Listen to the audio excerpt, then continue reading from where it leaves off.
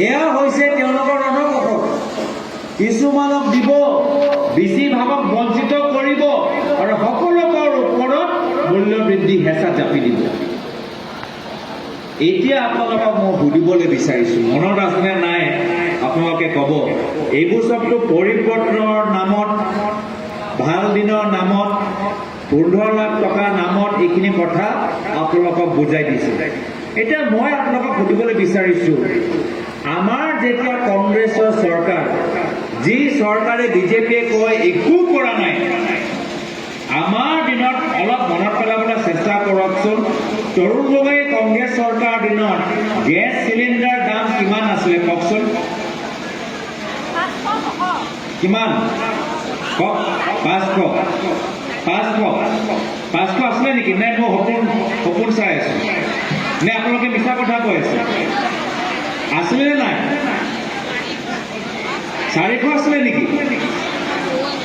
কিছুমান 450 আছিলে নেকি? এয়া হ'ল কংগ্ৰেছ। মনত ৰাখিব, কংগ্ৰেছ মানে 450 টকা চিলিণ্ডাৰ, বিজেপি মানে 950 টকা চিলিণ্ডাৰ। এই কথাখিনি মনত ৰাখিব, এই কথাখিনি মনত ৰাখিব। এতিয়া মই আপোনালোকক আৰু এটা কথা মনত ৰাখিবলৈ কৈছোঁ, আৰু এটা কথা মনত ৰাখিবলৈ আপোনাক আহ্বান জনাইছোঁ। ৰাজস্থানত আমাৰ কংগ্ৰেছৰ চৰকাৰ আছিল, ৰাজস্থানত আমাৰ কংগ্ৰেছৰ চৰকাৰ আছিল। তাত আমাৰ চৰকাৰ অহাৰ পিছত গেছ চিলিণ্ডাৰ দাম আমি 500 টকা লৈ তললৈ লৈ আনিলোঁ। এয়া হ'ল কংগ্ৰেছ, এয়া হ'ল কংগ্ৰেছ। মনত ৰাখিব। তেলেংগানাত, হায়দৰাবাদত আমাৰ নতুনকৈ কংগ্ৰেছ চৰকাৰ গঠন হৈছে। এই বছৰৰ পৰা তেলেংগানাত আমাৰ কংগ্ৰেছ চৰকাৰে গেছ চিলিণ্ডাৰ দাম দুখীয়া মানুহক 500 টকা দিব। এয়া হ'ল কংগ্ৰেছ। মনত ৰাখিব, এয়া হ'ল কংগ্ৰেছ। বৰ্তমান বিজেপি চৰকাৰক মই প্ৰশ্ন কৰিবলৈ বিচাৰিছোঁ, উন্নয়ন মানে কি? তেওঁলোকে যে কয় আমি উন্নয়ন কৰিছোঁ, উন্নয়ন কৰিছোঁ। আমাৰ উন্নয়ন নামত তেওঁলোকে কৈছে আমি ঘৰ দিছোঁ। ঘৰ আমাৰ কংগ্ৰেছৰ দিনতো আমি ঘৰ দিছিলোঁ। নতুন কাম কি হ'ল? আমাৰ দিনতো আমি কংগ্ৰেছৰ দিনত আমি ঘৰ দিছিলোঁ। তেওঁলোকে কৈছে আমি ৰাস্তা বনাইছোঁ। তো কংগ্ৰেছ দিনতো আমি ৰাস্তা বনাইছিলোঁ। তেওঁলোকে কয় আমি বেংক একাউণ্ট খুলি দিছোঁ। বেংক একাউণ্ট আমাৰ দিনতো আমি খুলিছিলোঁ।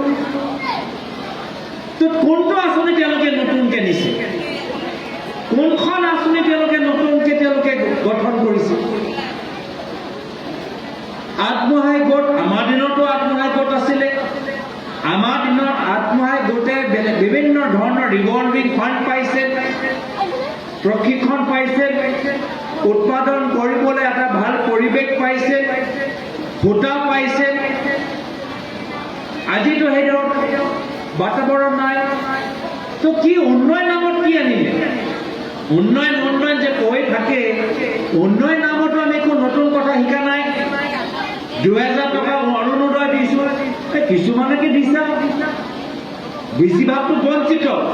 আৰু মূল্যবৃদ্ধি জাপি দিয়াৰ পিছত এই 2000 টকা কাম নাই। শ্ৰদ্ধেয় ৰাইজ, এই 2000 টকা আপোনালোকৰ নিমখে খাই দিয়ে, এই 2000 টকা আপোনালোকৰ গেছ চিলিণ্ডাৰ খাই দিয়ে, এই 2000 টকা যিদৰে ইলেক্ট্ৰিচিটি বিল বঢ়াই দিছে সেইটো তেওঁলোকে খাই দিয়ে। কেৰাচিনৰ কাৰণে এতিয়া 200 টকা। কিমান? 200 টকা কেৰাচিন নাই। কেৰাচিন অলপ কেমেৰাবোৰ চাওক, এইফালে কেৰাচিন আছেনে নাই? দেখাই দিয়ক, এই মোবাইলে দেখাই দিয়ক, আছেনে নাই? এতিয়া এইখিনি ভিডিঅ' মই আজি এতিয়া এইখিনি ভিডিঅ' যে মহিলাসকলে যে কৈছে নাই, এতিয়া এইখিনি ভিডিঅ' মই ৰেকৰ্ড কৰি মই আজি গধূলি নিজৰ ফেচবুকত মই মুখ্যমন্ত্ৰী মহোদয়ক জনাই দিম।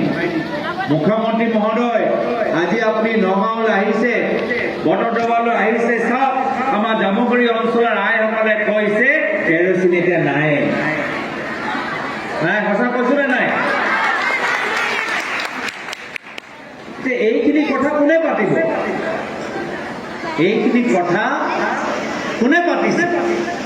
বিজেপি দলটো পাতা নাই, এইখিনি কথা কংগ্ৰেছে পাতিছে। কাৰ কাৰণে পাতিছো? আমি যে আজি কেৰচিনৰ কথা পাতিছোঁ, নিমখৰ কথা পাতিছোঁ, চিলিণ্ডাৰ দামৰ কথা পাতিছোঁ, বিদ্যুতৰ কথা পাতিছোঁ, কাৰ কাৰণে পাতিছোঁ? মই নিজৰ কাৰণে পাতা নাই, মই নিজৰ ঘৰৰ মাকৰ কাৰণে পাতা নাই, মই শিৱামণি বৰা ডাঙৰীয়ানী ঘৰৰ কাৰণে মাত মাতা নাই, মই সীমা ভূঞা ডাঙৰীয়ানী ঘৰৰ কাৰণে মাত মাতা নাই, মই আমাৰ জোনালী শইকীয়া বাইদেউৰ কাৰণে মাত মাতা নাই, মই আমাৰ প্ৰভা ডেকা বাইদেউৰ ঘৰৰ কাৰণে মাত মাতা নাই। আমি যে কংগ্ৰেছ দল এইখিনি মাত মাতিছোঁ, এইখিনি বিষয়লৈ কাৰ কাৰণে মাতিছোঁ? আমাৰ গাঁৱৰ আইসকলৰ কাৰণে।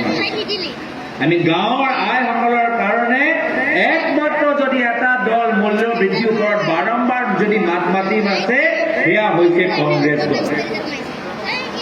এতিয়া শ্ৰদ্ধাৰাই চাওকচোন, দিছপুৰত মুখ্যমন্ত্ৰী বহি আছে, কংগ্ৰেছৰ মঞ্চত আহি মহিলাবোৰে কৈছে যে কেৰচিন নাই। মুখ্যমন্ত্ৰী ভাল পাব নেকি এইখিনি কথা শুনি? নাপায়, স্বাভাৱিকভাৱে নাপায়। আৰু সেইকাৰণে কি কৰে মুখ্যমন্ত্ৰীয়ে? মহিলাসকলক ভাবুকি দিয়ে, খবৰদাৰ খবৰদাৰ, যদি তোমালোকে কংগ্ৰেছৰ সভাত গৈ এইখিনি কথা যদি তোমালোকে পাতা, খবৰদাৰ, যি পাইছা সেইটোৱে মই কাটি ল'ম। 2000 টকাও নাপাবা, লোন নাপাবা, ফণ্ড নাপাবা। এনেধৰণৰ কথা, এনেধৰণৰ আচৰণ। আজি তেওঁলোকক বুজিব লাগে যে এয়া হ'ল বাস্তৱ কথা। আমি মিছা কথা কোৱা নাই, এইখিনি বাস্তৱ কথা। আমি চৰকাৰৰ দৃষ্টি আকৰ্ষণ কৰিবলৈ বিচাৰিছোঁ। চৰকাৰে এইখিনি কথাৰ ওপৰত গুৰুত্ব দি সমস্যাবোৰ সমাধান কৰক, মূল্যবৃদ্ধি নিয়ন্ত্ৰণ কৰক, গেছ চিলিণ্ডাৰ দাম কমাই দিয়ক। কিন্তু এইখিনি কাম কৰাতকৈ তেওঁলোকে কি কৰিছে? এতিয়া দুখীয়া ৰাইজক দমন, ভাবুকি আৰু ভয় খুৱাইছে। এয়া হ'ল তেওঁলোকৰ ৰণকৌশল। আৰু আমাৰ দলৰ নেতা ৰাহুল গান্ধী ডাঙৰীয়াই কি কৈছে? যে অসমৰ ৰাইজ ভয় খাব নালাগে, দৰৰ মত কংগ্ৰেছ দল অসমৰ ৰাইজৰ লগত আছে। এয়া হ'ল কংগ্ৰেছ, এয়া হ'ল কংগ্ৰেছ। আমাৰো চৰকাৰ আছিল, আমাৰো ক'ৰবাত ভুল আমি কৰিছিলোঁ। সেই আমাৰ ভুল আঙুলিয়াই দিয়াটো হ'ল ৰাইজৰ নৈতিক অধিকাৰ। কোনো চৰকাৰে ৰাইজৰ এই অধিকাৰ কৰ্তন কৰিব নোৱাৰে, নাইকিয়া কৰিব নোৱাৰে। এয়া হ'ল আমাৰ লোকৰ বিশ্বাস। আমাৰো যদি ভুল হয়, ৰাইজৰ আমাৰ ভুল দৃষ্টি আকৰ্ষণ কৰা, সেইটো ৰাইজৰ অধিকাৰ। কিন্তু বৰ্তমানৰ সময়ত ৰাইজৰ মনত ভয় সোমাই দিছে। যি ভুল হৈছে ভুল হৈ থাকক, ৰাইজে মনে মনে থাকক, ৰাইজে মনে মনে বহি থাকক। এয়া এটা ভাল চৰকাৰৰ ইংগিত নহয়, এয়া এটা লোকতান্ত্ৰিক চৰকাৰৰ ইংগিত নহয়। আৰু সেইকাৰণে আমালোকৰ মনত এটা ভয়, যদি এনেদৰে চলি থাকে, যদি চৰকাৰৰ আচৰণত কোনো পৰিৱৰ্তন নাহে, যদি চৰকাৰৰ ব্যৱহাৰ এনেদৰে চলি থাকে, তেতিয়া আমি অসমত লোকতান্ত্ৰিক চৰকাৰ নাপাম। আমি অলপ দিনৰ পিছত অসমত এটা ৰজা, এটা ৰাজত্ব আমি পাবলৈ গৈ আছোঁ, ৰাজত্ব এটা পাবলৈ গৈ আছোঁ। লোকতান্ত্ৰিক চৰকাৰত ৰাইজে নিজৰ কথা ক'লে, লোকতান্ত্ৰিক চৰকাৰে ৰাইজৰ কথা শুনি ৰাইজৰ মতে কাম কৰে। কিন্তু অহংকাৰী ৰজা ৰাজত্বত ৰাইজৰ ওপৰত আৰু অত্যাচাৰহে হয়। আৰু এইটোৱে আমি দেখা পাইছোঁ, ইতিহাসত আমি অধ্যয়ন কৰিছোঁ, য'ত য'ত ৰাজত্ব আছিলে তাত তাত মূল্যবৃদ্ধি সমস্যা আছিল। য'ত ৰাজত্ব থাকে তাত নিবনুৱা সমস্যা আৰু বৃদ্ধি হয়। য'ত ৰাজত্ব থাকে তাত অপৰাধীসকলৰ সংখ্যা আৰু বৃদ্ধি হয়। য'ত ৰাজত্ব থাকে তত সমাজৰ মাজত অস্থিৰতা থাকে, সমাজৰ মাজত সংঘাত হয়। আমি এনেকুৱা এটা অসমৰ পৰা নিজৰ ৰাইজক সুৰক্ষিত ৰাখিবলৈ বিচাৰিছোঁ। আমি শান্তিৰ পক্ষত, আমি সম্প্ৰীতিৰ পক্ষত, আমি গাঁৱৰ ৰাইজৰ অধিকাৰৰ পক্ষত। ৰাইজ আমাৰ লগত থাকক বা নাথাকক, ৰাইজ আমাক ভোট দিয়ক বা নিদিয়ক, কিন্তু অসমৰ স্বাৰ্থত আমি সদায় ৰাইজৰ হৈ মাত মাতি যাম। এয়া হ'ল কংগ্ৰেছ। আৰু সেইকাৰণে আমি ৰাইজৰ হৈ মাত মাতো, আমি আইসকল হৈ মাত মাতো। স্বাভাৱিকভাৱে মুখ্যমন্ত্ৰী কংগ্ৰেছক বেয়া পাবই, আৰু বেয়া পোৱাৰ পিছত কি কৰে? আমাৰ দলটো ভাঙিবলৈ চেষ্টা কৰে।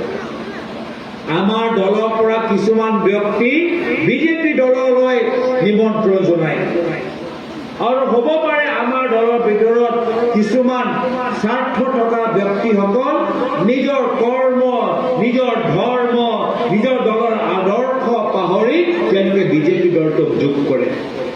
কিন্তু শ্ৰদ্ধেয় ৰাইজ, কংগ্ৰেছ দল এটা সাগৰ, কংগ্ৰেছ দল এটা বৃহত্তৰ সাগৰ। সাগৰৰ পৰা অলপ অলপ এক টোপোলা পানী লৈ গ'লে সাগৰ কি কমি যায় নেকি? সাগৰৰ পানী কি কমি যায় নেকি? নকমে। সেইকাৰণে আমাৰ পৰা এজন দুজন ব্যক্তি ল'লে আমাৰ দলটোক দুৰ্বল কৰিব নোৱাৰে। আমাৰ দলটোক দুৰ্বল কৰাৰ প্ৰচেষ্টা কেতিয়াও সফল নহয়। আমাৰ কংগ্ৰেছ দল এটা শক্তিশালী দল আছে, আছে আৰু সদায় থাকিবই, সদায় থাকিবই। এজন দুজন ব্যক্তি লৈ আমাৰ দলটোক ক্ষতি কৰিব পাৰিব? ক'ত টোপনি মাৰি আছে মই নাজানো। আমাৰ দলৰ ইতিহাস পঢ়ি লওক। অসমৰ ৰাইজে আমাৰ দলৰ ইতিহাস ভালদৰে জানে। যি সময়ত আলফা দপদপনি, যি সময়ত ঘৰৰ পৰা ওলাই যাওঁতে ৰাইজে ভয় কৰিছিল, যি সময়ত কংগ্ৰেছৰ কৰ্মীসকলক আলফাই গুলী মাৰি হত্যা কৰিছিল, যি সময়ত আমাৰ কংগ্ৰেছৰ নেতৃত্ব মুখত গুলী লাগিছিল, সেই সময়ত আমি নিজৰ দলটোক ধৰি ৰাখিছিলো। আমি ক'ত আমাক দুৰ্বল কৰিব পাৰিব এই বিজেপি ৰাজনৈতিক দল? আমি আলফা গুলী আমি দিনতেও আমি কংগ্ৰেছ দল কৰি আছিলো, আজিও আমি কংগ্ৰেছ কৰি থাকিম, আৰু ভৱিষ্যতো আমাৰ ৰাইজে পুনৰবাৰ সেৱা কৰিবলৈ আমাক সুযোগ দিব। এয়া হ'ল কংগ্ৰেছ। সদায় ৰাইজৰ হৃদয়ৰ ভিতৰত থাকিব, ক'তো ওলাই নাযায়, ক'তো নাইকিয়া নহয়। কিন্তু এইখিনি কথা আমাক ৰাইজক বুজাব লাগিব। ৰাইজ অলপ ভয় খাইছে। স্বাভাৱিকভাৱে ৰাইজক অলপ ভয় খুৱাবলৈ ক'ৰবাত এখন চৰকাৰ সফলতা লাভ কৰিছে। এতিয়া ৰাইজৰ মনত যে ভয় আছে, সেই ভয়টো কোনে ওলাব? সেই ভয়টো মই অকলে ওলাব নোৱাৰিম। আপোনালোকৰ সহায় বিচাৰিছোঁ। প্ৰায়তঃ মুখ্যমন্ত্ৰী মোৰ পিতৃ তৰুণ গগৈদেৱ সদায় অসমৰ আইসকলৰ ওপৰত যথেষ্ট বিশ্বাস কৰিছে। সদায় কৈছে যে অসমৰ নাৰীসকল, মহিলাসকল মাত্ৰ ঘৰৰ পাকঘৰলৈকে আবদ্ধ হৈ থাকিব নালাগে, ওলাই আহক, ৰাজনৈতিকভাৱে সক্ৰিয় হওক। সেয়া আস্থা আছিল মোৰ পিতৃ। সেইকাৰণে পঞ্চায়ত নিৰ্বাচনৰ ভিতৰত 50% ৰিজাৰ্ভেশ্যন মহিলাসকলক দিছে। আজিতো পঞ্চায়ত নিৰ্বাচন পাতিবলৈও বৰ্তমান চৰকাৰ ভয় কৰিছে। গম পাইছেনে যে পঞ্জাৱৰ ভিতৰত চণ্ডীগড় এটা তৃণমূল এটা নিৰ্বাচন, মাত্ৰ একদম মানে সেই চণ্ডীগড় চহৰৰ ভিতৰত পঞ্চায়তৰ তুলনাত এটা মেয়ৰৰ ইলেকশ্যনত এতিয়া বিজেপি চৰকাৰে খেলি মেলি কৰি মানুহৰ যে ভোট দিলে সেই ভোটটো নাকচ কৰিবলৈ বিচাৰিলে। পিছত উচ্চতম ন্যায়ালয়ৰ পৰা ধমক হোৱাৰ পিছত এতিয়া তেওঁলোকে মাত খুজিছে। এয়া হ'ল বৰ্তমান চৰকাৰৰ ৰণকৌশল। আৰু সেইকাৰণে আমাৰ অসমৰ মহিলাসকল আজি তাৰিখত সজাগ আৰু সচেতন হ'ব লাগিব। এই আস্থা মোৰ পিতৃ আছিল যে ৰাজনৈতিকভাৱে, অৰ্থনৈতিকভাৱে আমাৰ মহিলাবোৰ সবল হওক, আৰু সেই একে আশা মই আজি এই সভাত উপস্থিত থকা মহিলাসকলৰ পৰা কৰোঁ, ইয়াত যিমান আমাৰ জ্যেষ্ঠসকল আছে, ইয়াত যিমান আমাৰ নৱপ্ৰজন্মৰ আছে, ইয়াত যিমান আমাৰ যুৱতীসকল আছে, আপোনালোকে অনাগত দিনত সজাগ হ'ব লাগিব আৰু এই অঞ্চলৰ ৰাইজক বুজাব লাগিব যে বিজেপি মানে মূল্য বৃদ্ধি, বিজেপি মানে দমন নীতি, বিজেপি মানে ভাবুকি নীতি, বিজেপি মানে বুলডোজাৰ নীতি। দেখা নাই এতিয়া চাৰিওফালে বুলডোজাৰ চলাইছে, দুখীয়া মানুহৰ ঘৰ ভাঙি দিছে, গুৱাহাটী হওক ধেমাজি হওক, আজি এটাৰ পিছত এটা দুখীয়া অঞ্চলত তেওঁলোকৰ বুলডোজাৰ চলাই এতিয়া ঘৰ বাৰী ভাঙি দিছে। মই সেইকাৰণে বিজেপি দলৰ সতীৰ্থসকলক কৈছোঁ যে এতিয়াৰ পৰা তোমালোকে নিজৰ দলৰ চিম্বল পদম ফুল নহয়, দলৰ নতুন চিম্বল বুলডোজাৰ ল'ব লাগে। পদম ফুলটো বাদ দিয়ক, বিজেপি দলটো আজি নিজৰ পতাকাত বুলডোজাৰ ছবিটো ৰাখিব লাগে। যিদৰে বুলডোজাৰ চলাইছে, ঘৰ ভাঙিছে, আৰু কাৰ ঘৰ ভাঙিছে? আটাইতকৈ দুখীয়া ৰাইজৰ ঘৰ ভাঙিছে। ধনী মানুহৰ ঘৰ ভাঙিবলৈ সাহস নাই, 5 ষ্টাৰ হোটেল ভাঙিবলৈ সাহস নাই, আনকি তেওঁলোকৰ আটাইতকৈ ঘনিষ্ঠ বন্ধু আজমল ফাউণ্ডেশ্যনৰ বিল্ডিং যে গুৱাহাটীত আছে, সেই বিল্ডিংবোৰ ভাঙিবলৈ সাহস নাই। কিন্তু আমাৰ গুৱাহাটী হওক, উজনি হওক, নামনি হওক, আমাৰ যে একদম আটাইতকৈ আৰ্থিকভাৱে দুৰ্বল সকল আছে, তেওঁলোকৰ ঘৰ ভাঙিছে। লজ্জাজনক কথা। চৰকাৰ দুখীয়া মানুহৰ হ'ব লাগে, কিন্তু এইখন চৰকাৰ ঠিকাদাৰৰ চৰকাৰ। চৰকাৰ খেতিয়কসকলৰ হ'ব লাগে, কিন্তু এইখন চৰকাৰ ধনী মানুহৰ চৰকাৰ। চৰকাৰ হ'ব লাগে আইসকলৰ চৰকাৰ, কিন্তু এইখন চৰকাৰ এতিয়া হিল মাফিয়াৰ চৰকাৰ, ড্ৰাগ চিণ্ডিকেটৰ চৰকাৰ, কাঠ মাফিয়াৰ চৰকাৰ, বালি মাফিয়াৰ চৰকাৰ। ক'ত যাব আমাৰ অসম? যদি সঁচাকে আমি অসমৰ বাবে চিন্তা কৰোঁ, তেতিয়া অনাগত দিনত এটা সঠিক সিদ্ধান্ত ল'ব লাগিব, সচেতন হ'ব লাগিব। কথাবোৰ পাতোতে ভয়টো পাহৰি মানুহৰ মাজত সোমাব লাগিব। আৰু সেইকাৰণে আজি এখন সভা আমি ইয়াক আয়োজন কৰিছোঁ, যাৰ ফলত এই সভাৰ পিছত আপোনালোকে আমাৰ কথাবোৰ ৰাইজৰ মাজত চুকে কোণে লৈ যায়। আৰু অনাগত দিনত আৰু মানুহ আৰু মহিলাসকলক আমাৰ দলীয় মঞ্চত নিমন্ত্ৰণ জনাই, আহাচোন, আমাৰ কথাবোৰ শুনাচোন। যদি আমাৰ কথাত যুক্তি নাই, তেতিয়া ভৱিষ্যত আমাৰ দলৰ সভালৈ আহিব নালাগে। কিন্তু যদি আমাৰ কথাত যুক্তি আছে, যদি আমি নিজৰ কথাবোৰ তথ্য সহকাৰে কৈ আছো, যদি সঁচাকে তেওঁলোকে মূল্য বৃদ্ধি অনুভৱ কৰিছে নিজৰ জীৱনত, তেতিয়া আমাৰ দলীয় সভালৈ আহক আৰু ৰাইজক সজাগ কৰা এটা কৰ্তব্য, এটা দায়বদ্ধতা নিজৰ হাতত লওক। মই আশা কৰোঁ যে অনাগত দিনত আমি আৰু মহিলাবোৰ একত্ৰিত কৰি বৰ্তমান চৰকাৰৰ যে অৰ্থনৈতিক নীতি, য'ত বেছিভাগক বঞ্চিত কৰিছে আঁচনিৰ পৰা আৰু মূল্য বৃদ্ধি জাপি দিছে, ৰাজত্ব জাপি দিছে, দমন নীতি জাপি দিছে, ভয়ৰ ৰাজনীতি কৰিছে, এই এনে ধৰণৰ ৰাজনীতিৰ পৰা অসমৰ ৰাইজক আমি পৰিত্ৰাণ দিব পাৰোঁ। এনেকুৱা এটা পৰিৱেশ আহক আমি মিলি জুলি সৃষ্টি কৰোঁ। আজি তাৰিখত যদি কংগ্ৰেছ দল দুৰ্বল হৈ যায়, তেতিয়া ৰাইজৰ হৈ কোনে মাত মাতিব? যদি আজিৰ তাৰিখত কংগ্ৰেছ দল নাথাকে, তেতিয়া মানুহৰ মাজত শান্তি সম্প্ৰীতি কোনে বজাই ৰাখিব? যদি আজিৰ তাৰিখত কংগ্ৰেছ দল শক্তিশালী নহয়, তেতিয়া মূল্য বৃদ্ধিৰ বিৰোধে কোনে মাত মাতিব?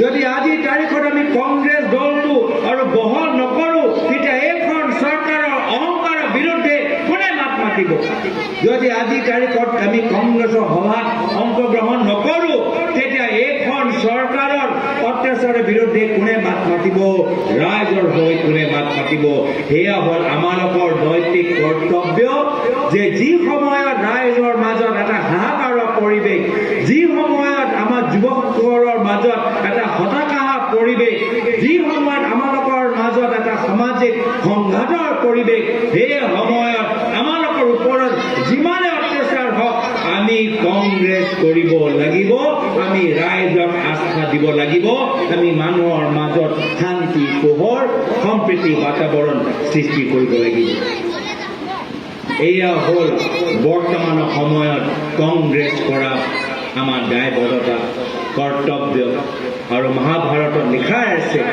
গীতাত লিখাই আছে যে কৰ্মই ধৰ্ম আমি নিজৰ ধৰ্মটো পালন কৰিবলৈ হ'লে ৰাইজৰ মাজত যে আমাৰ কৰিবলগীয়া কামবোৰ আছে সেই কামবোৰ কৰিবলগীয়া আগভাগ ল'লেহে আমি নিজৰ ধৰ্ম আমি পালন কৰিব পাৰিম আৰু ৰাইজক সেৱা কৰিব পাৰিম আজি শ্ৰদ্ধেয় ৰাইজ বেছি আৰু ক'বলৈ বিচৰা নাই এতিয়া বতৰটো অলপ ভাল হৈছেনে নাই চাওকচোন আমাৰ সভাত আৰম্ভণিত আমাৰ মনবোৰ অলপ বেয়া বতৰো অলপ বেয়া এতিয়া সভা পিছত আমাৰ মনবোৰ অলপ ভাল হৈছে নাই আৰু লগে লগে বতৰো ভাল হৈ গৈছে সেইকাৰণে সেয়া হ'ল কংগ্ৰেছ যদি ভাল হয় সকলৰ লাভ হ'ব সকলৰ ভাল হ'ব সকলৰ কাৰণে আমি কাম কৰিম এয়া হ'ল কংগ্ৰেছ আজি এইখিনিয়ে কথা কৈ মই ইয়াতে নিজৰ চমু দেখাৰ সামৰিছোঁ ধন্যবাদ জয় হিন্দ জয় আই অসম